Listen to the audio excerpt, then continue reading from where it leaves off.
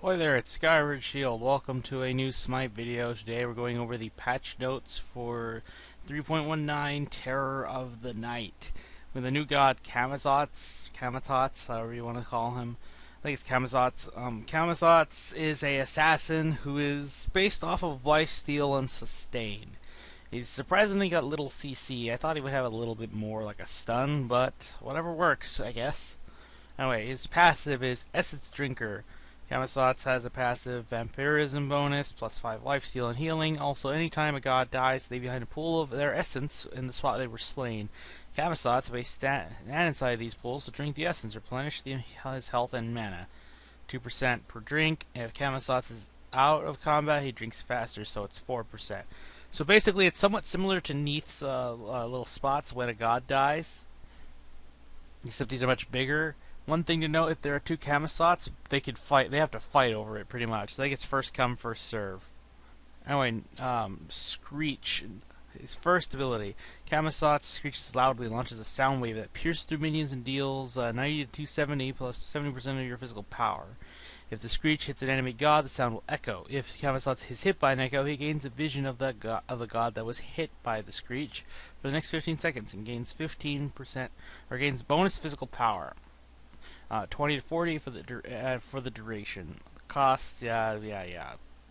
Pretty good. I will say it has a bit of a Hoi feel to it. It's got the geometry at work, but other than that, I like this ability because it's good considering if you're in the jungle.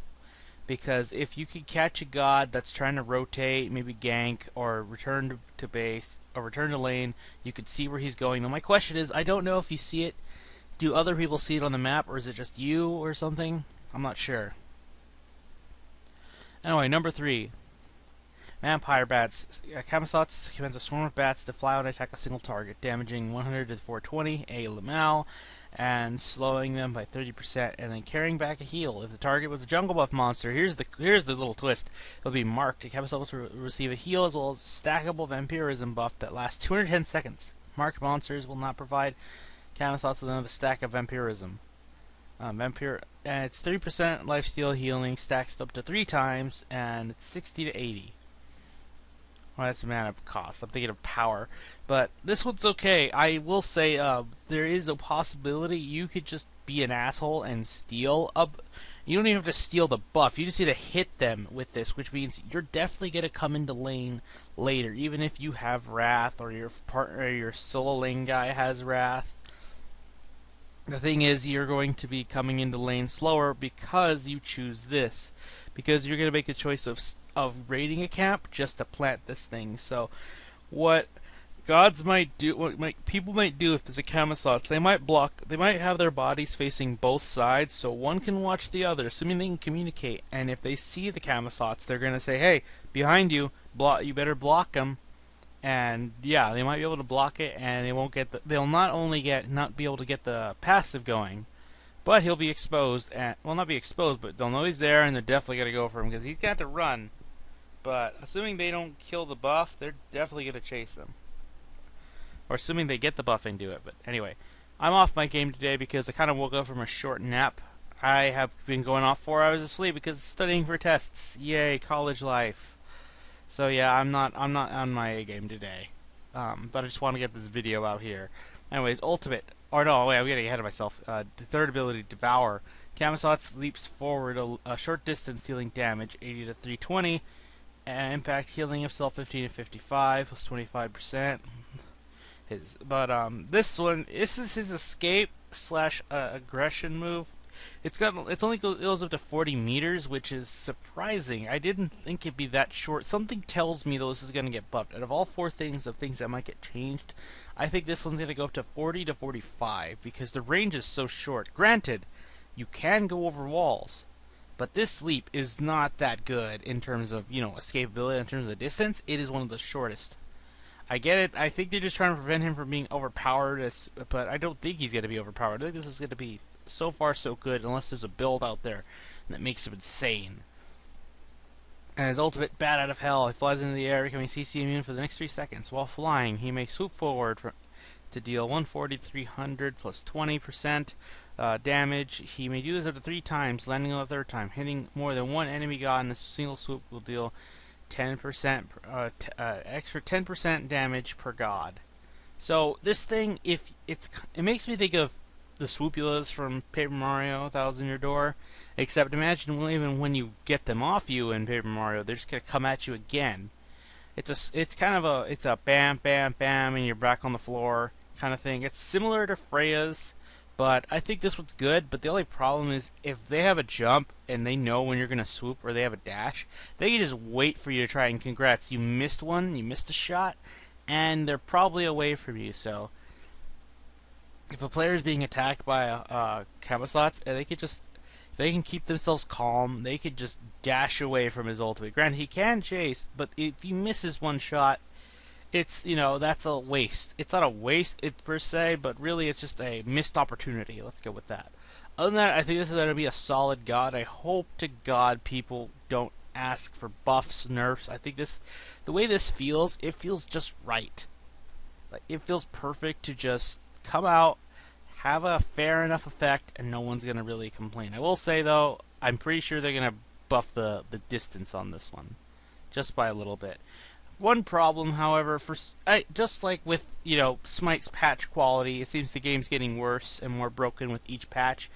It seems the site's also taking a hit, because I can't hear any audio clips, and in my knowledge, I don't think anyone else is having any luck either. So you would have better odds of hearing it at the stream. So apologies about that. But anyway, so let's just get to the skins. Gemini Agni has a very celestial feel to it. I like it. I think the colors are nice, though. I haven't seen it. Maybe it changes colors as time goes along, kind of like Run.exe Merc.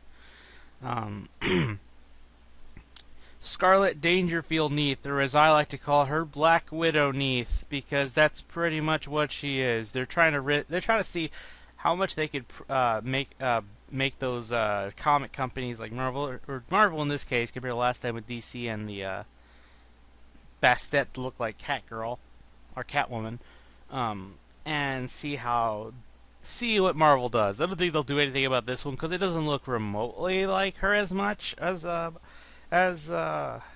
Black Widow. But I mean, the gun's what really gives it away. But I mean, good looking skin other than that. Celestial Isis. I can't tell if this is a. Oh, this is a tier 3. We already have a tier 2. But this one, Plague Bearer Izanami.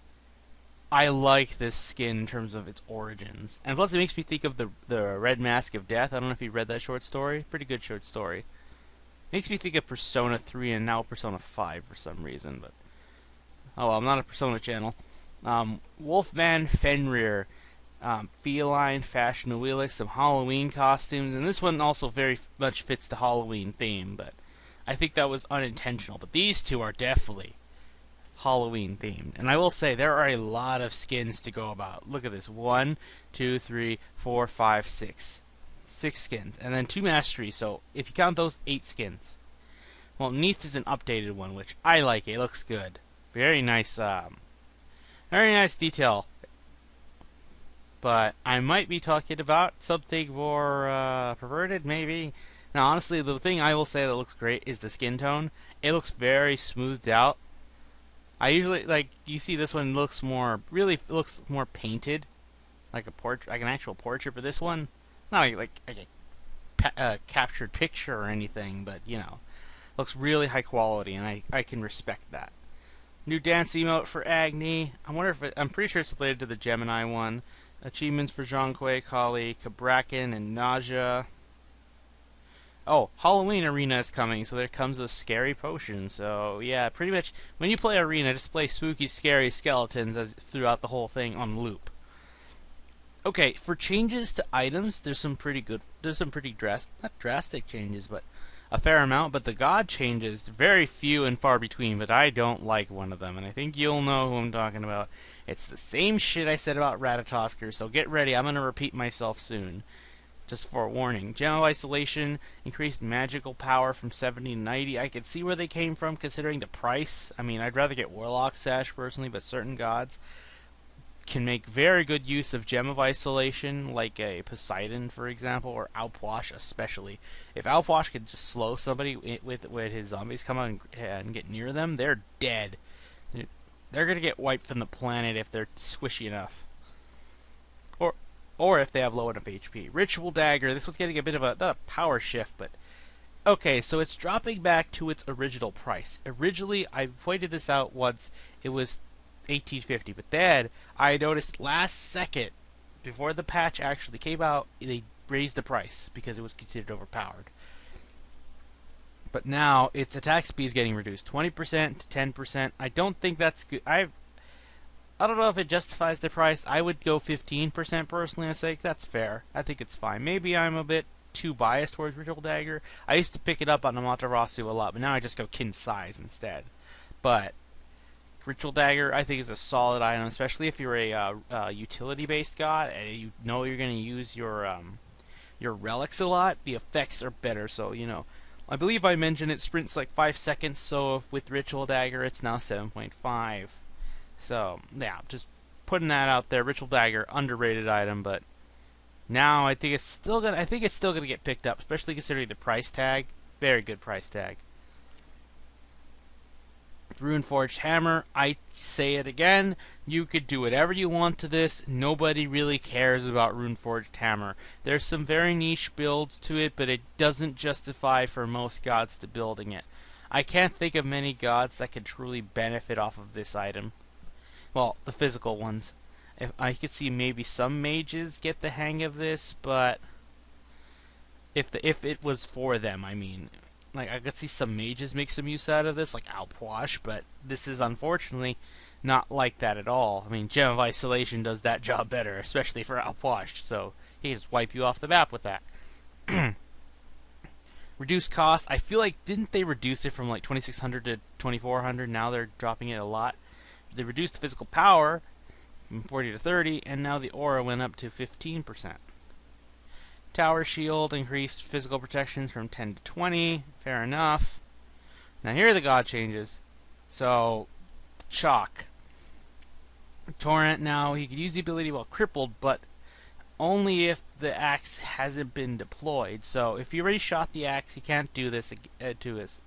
You can't use this for the effect. Adjusted the attack of the ability to allow it to always hit enemies who are in range of the spin. So basically, the instant he teleports, if they were there when he arrives, they're going to get hurt.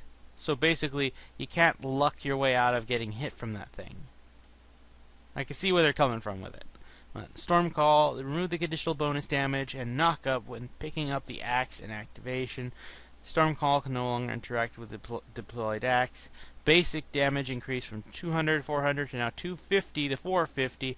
And the physical power scaling increased from 100% to 120%, because Chalk has been a little lacking, especially in terms of the meta. So this will probably put him back, and he's a popular enough warrior. So I think this was probably a bit in demand for a while now. Medusa's receiving a mana reduction because ADCs they need to be buffed because they can't keep up with the current meta. This meta is not built for them. They are struggling because they are bad gods. All ADCs, they need to be buffed. I mean, Medusa, you don't see her that much, so I can see why.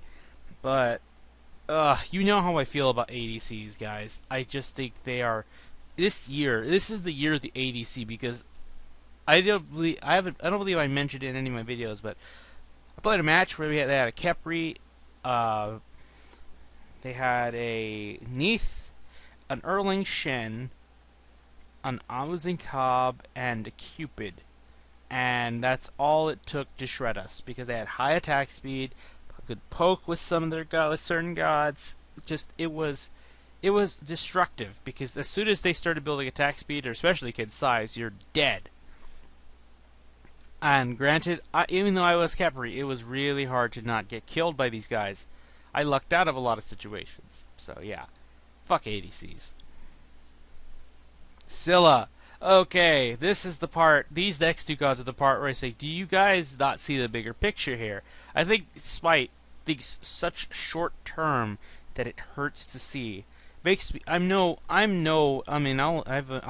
and I'll admit it again. I'm no true expert in the meta, because my words, I'm kind of basing it off of my own judgment a little bit, but more so from what other people say. And granted, I haven't seen anyone talk about these, but from what I see, and I've played with a friend who plays still a fair amount, this makes her worse. Not the oh, she's crap worse. No, like worse to fight.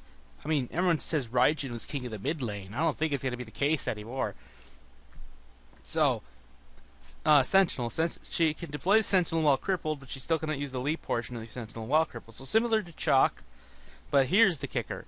Crush. Mana cost is up from 60 to 80 to now 70 to 90. However, damage is still the same at the beginning, but at the end it goes up by 20.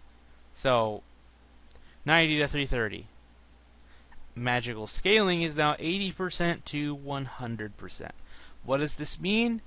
Her late game just got a little bit worse. Now, this is where I say high res doesn't see the point of Scylla, because what do a lot of Scyllas do? Good Scyllas? They double stack. They put the Book of Thoth and the Warlock Sash. Book of Thoth will just immediately get rid of this nerf. This part of the nerf part of this buff, where the mana goes up. That will be wiped out and won't even be an issue. And that's not even saying if you get a Chronos Pendant on her, which you may or may not. But if you do, good job, high res. You really stuck it to her. But yeah, this isn't gonna help her really. It's just gonna make her worse to fight against.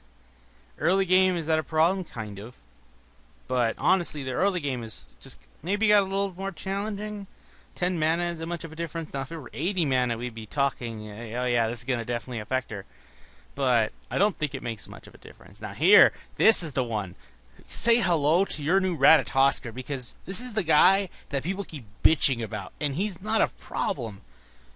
I've handled some Susanos, and they are annoying, yes, but I think of it from my own side. Like, when I play Sun Wukong, I'm very annoying. But I'm not destroying people. The Susanos can destroy people. That's the difference. But people seem to be annoyed by his initiate factor and his escape factor. Comparing with my Sun Wukong, I can see, well, it's similar. And I've played Susano a little bit, but from how I see it, if coming in, doing something, and escaping is your bread and butter, there's no real need to just keep fucking with it in a way where it just gets worse and worse to the point where this god is unplayable. Because okay, I'm just going to read to you what they're saying, the little quote, and in their infinite knowledge, dismiss it. We have been watching Susano closely. Haha, yeah, you've been watching every god closely. I mean, even those gods that are overpowered and the gods that are just crap and just need the help, yeah, you've been watching them for a while, haven't you? Those buffs, those invisible buffs that we haven't seen prove it. But, anyway, since his last round of balance changes, as well as the feedback surrounding him, while we feel like he has fallen into a balanced state, in both competitive and casual play, we understand his mobility, damage output, and control have been a frustration to play against. Yes, it's annoying, but isn't the whole point of a god that's meant to go in and out to be that way, especially if he doesn't really kill you? Because, look, his Storm Kata is kind of annoying, yes, but it's probably not going to kill you, especially if you're a warrior or a tank early game. Squishies, you might have some trouble, but as long as you're with somebody, you're not alone, you're not trying to 1v1 this dude, you can probably kick his ass. He is not a troll. Plus, late game, this guy, unless he's ahead by a very high amount, like he got to level 20 before anybody, and the closest person to him is like level 17 from either side. This guy, like, you're just gonna have, he's not good late game, so people are just annoyed by a god's early and mid game, which that doesn't matter unless you get an early surrender. Anyway, our goal, as with any god, is to make sure gods are both fun and balanced to play as, but also play against. Susano seeing a good amount of his damage removed onto the points of his kit while allowing for more counterplay. Storm Kata has a slight wind up on the first slash. The damage from this ability is now spread out over all three parts of the ability.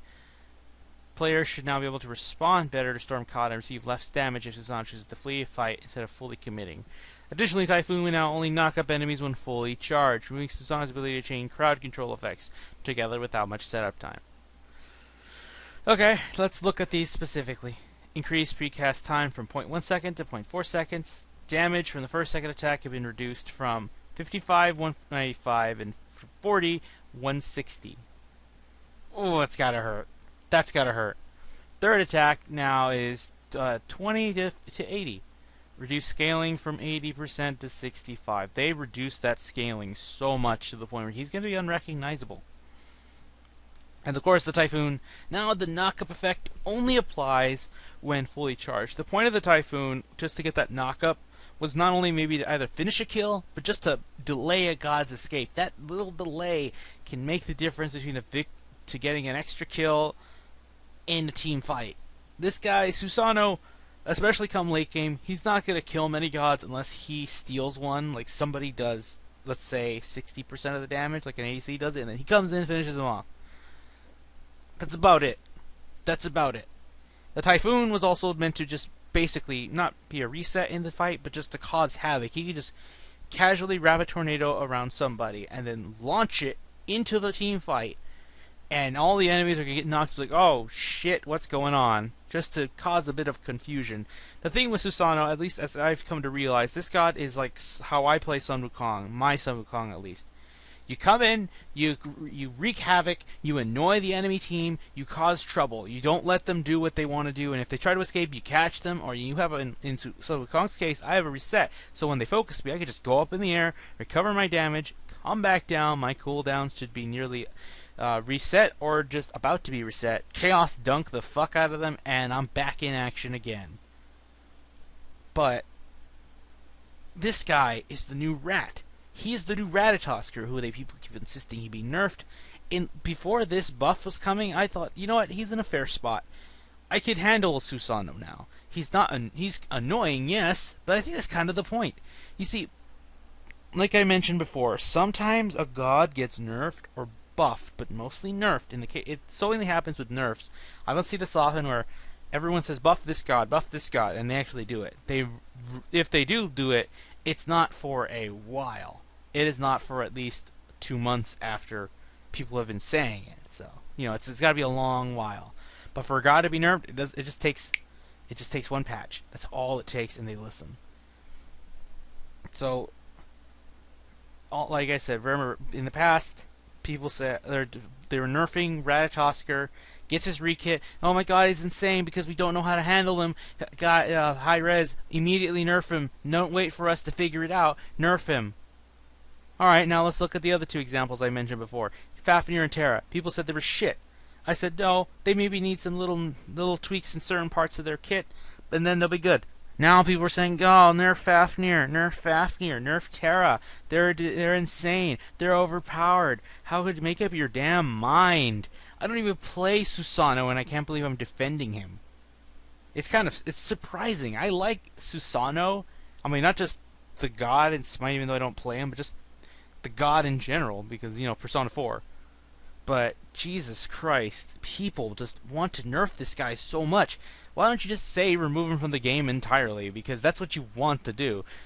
He's going to get nerfed, and he's not going to be played, and Hi-Res have to spend time and resources just to redo his kit. He's going to become overpowered again, and it's just going to restart the cycle.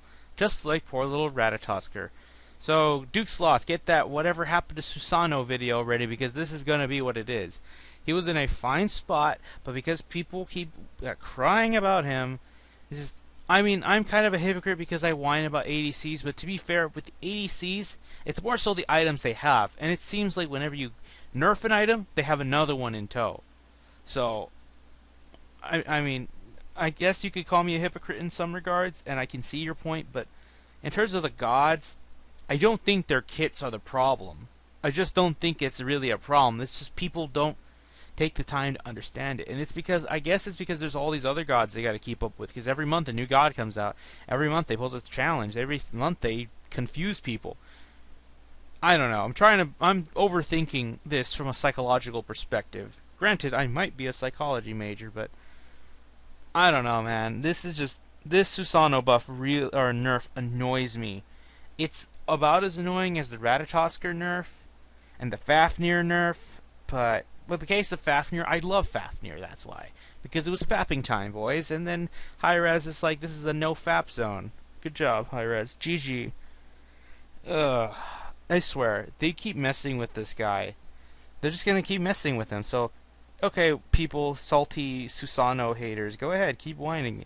Let's see if they keep nerfing. I want to see. I actually want to see how far they're willing to go to make Susano unplayable, and then say how much of the blame they don't take for it. Because, like I said, all it takes is a mere undo. You can undo everything you did. You just got to put stats back, or hell, find a medium, because you have that time to see how much do you have to add on before it becomes too much. You had the sweet spot, and now you just fell off of it. You did it with Guan Yu, and you messed with his heal passive, made it shit, and then it was back to normal, and in fact it was even better a little bit in some ways, because you moved it back to a certain spot, not quite where it was bad, just to where it was a good position to be a very viable passive. But whatever. Anyway, yeah, I've been ranting on Susano for too long. So overall, okay patch, because very little things were done in terms of actually perfecting the game. Honestly, this was the cosmetic one, because Halloween season, a lot of skins. You gotta dress up. Halloween season, spooky, scary skeletons, they send shivers down your spine, because that's a song everyone plays when they think of Halloween. Play that song on loop on Halloween, guys, and let's see how many kids get annoyed by it. But yeah, it's just, I call this the cosmetic patch with the god included. So yeah, but items, I like the item changes.